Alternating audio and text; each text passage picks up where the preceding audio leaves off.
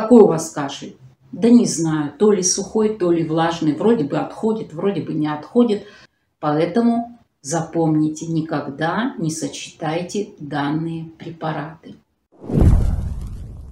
Здравствуйте, дорогие подписчики и гости канала Дела Аптечные. Сегодня мы с вами поговорим о кашле. Что такое кашель? Это не заболевание, это симптом. Распространенный респираторный симптом. Защитная реакция нашего организма. Кашель бывает сухим, влажным и смешанного типа. Сегодня мы с вами будем говорить о сухом кашле. Что же вызывает у нас сухой кашель? Ну, в первую очередь, под цифрой 1 это заболевания лор-органов, такие как танзелит, воспаление миндалин. Дальше ларингит – это воспаление гортани. Трахеит – воспаление слизистой трахеи.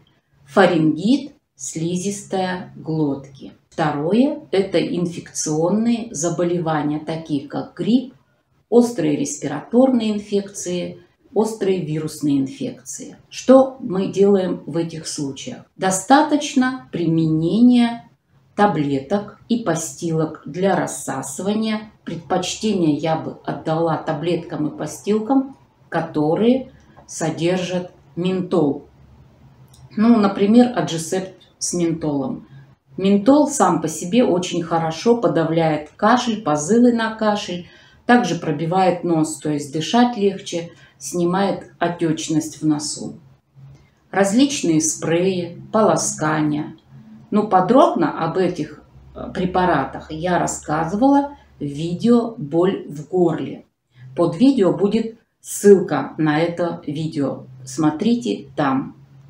Также в аптеке имеются препараты, в составе которых содержится бутамират. Что он делает?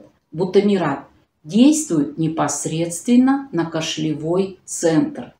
Умеренно отхаркивающим действием обладает, противовоспалительным и бронхорасширяющим. Не вызывает ни привыкания, не угнетает дыхание.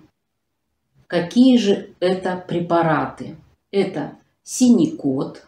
Синекот у нас выпускается в виде сиропа, который можно применять детям с 3 лет и взрослым. Это капельки. Они разрешены для приема с 2-месячного возраста. И это таблетки. Таблетки в дозе 20 мг с 6 лет и 50 мг. Это для взрослых с 18 лет. Второй торговый представитель бутамирата – это Омнитус. Он также выпускается в виде сиропа, капель и таблеток.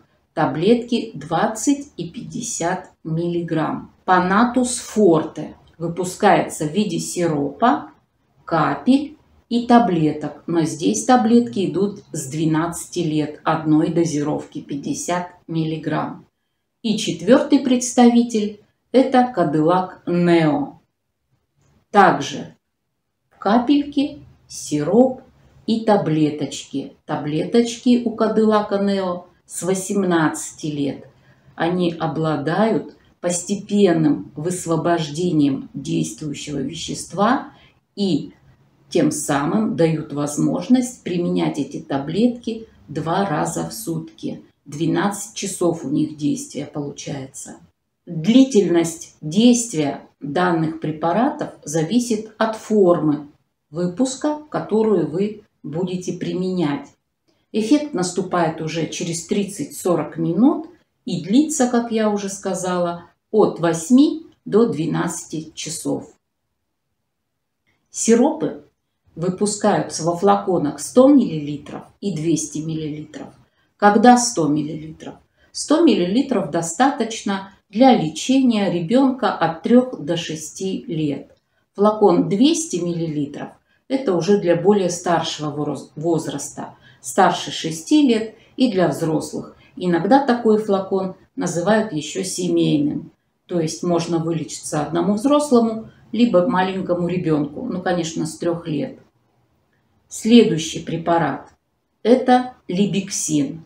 Здесь уже совершенно другое действующее вещество – преноксидиазин. Вот такое вот сложное название. Также не вызывает привыкания и не угнетает дыхание. В показаниях сухой раздражающий кашель различной этиологии, то есть различного происхождения.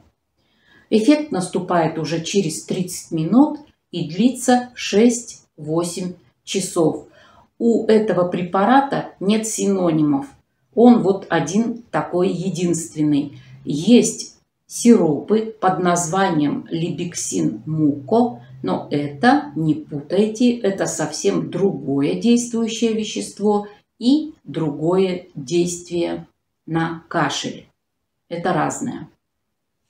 Что еще? Ну, таблеточки либексина нельзя разжевывать, так как можно получить анестезию ротовой полости. Значит, взрослые применяют по таблеточке 3-4 раза в день. Деткам препарат назначается в зависимости от возраста и веса, начиная от 1/4 таблеточки до половинки. Половинка таблетки – это максимальная доза для ребенка. Лучше проконсультироваться с врачом.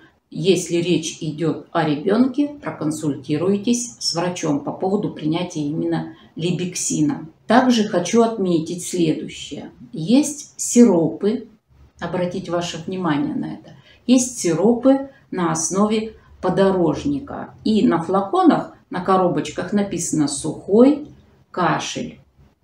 Здесь действие, конечно, немного другое. Да, их можно применять при сухом кашле, но если целью является перевести непродуктивный сухой кашель в продуктивный с отхождением мокроты, так как подорожник обладает повышенным действием, он увеличивает секрецию бронхиальных желез, он также оказывает противовоспалительное действие, отхаркивающее и муколитическое, то есть вязкость мокроты снижается, она становится более жидкой. С осторожностью применять эти сиропы людям, у которых повышенная кислотность, так как они повышают секрецию желудочного сока и ее кислотность желудочного сока. Тут надо быть внимательным.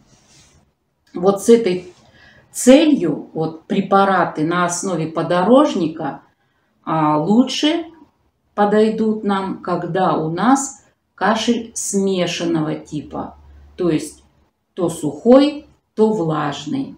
В большей степени сухой, но иногда мокрота отходит, она слабо отходит, поэтому когда вот приходите в аптеку, не можете никак, спрашивают, какой у вас кашель?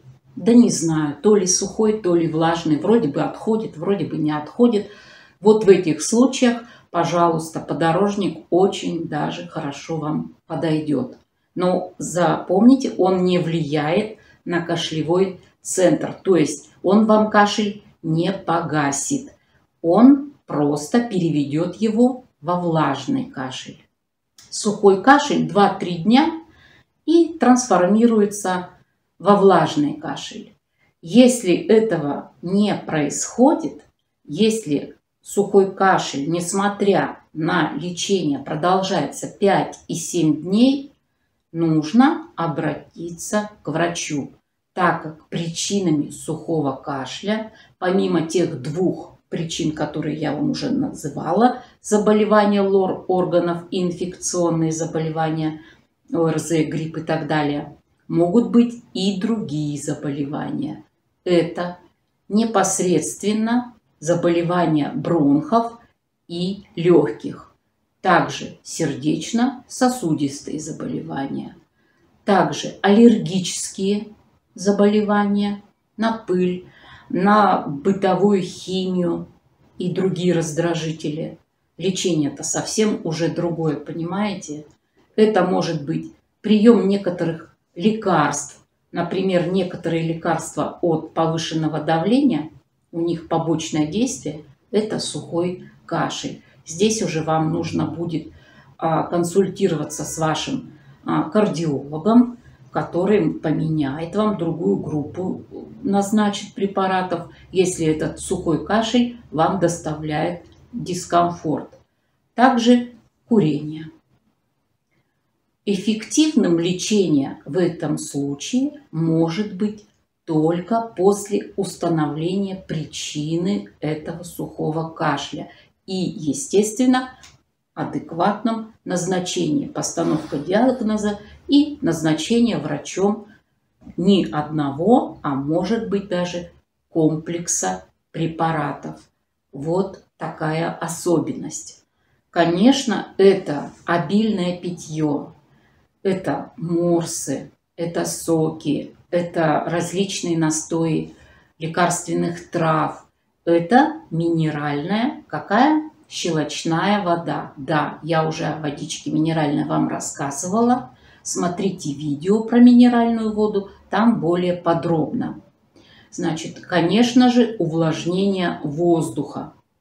Воздух должен быть влажным и чистым.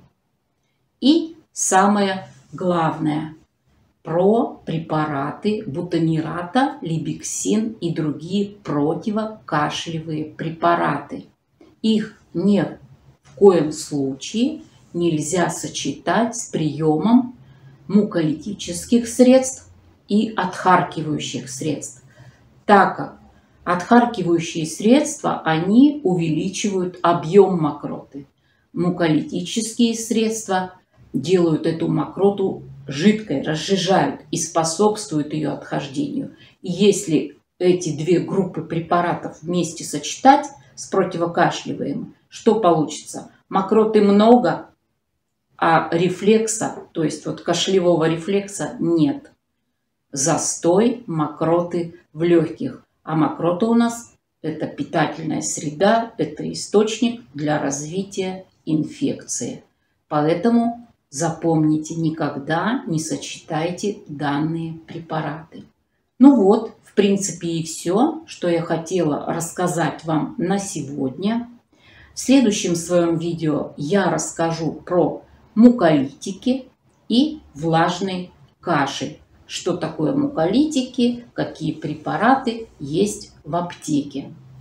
Я желаю вам здоровья, всего доброго, до встречи на моем канале.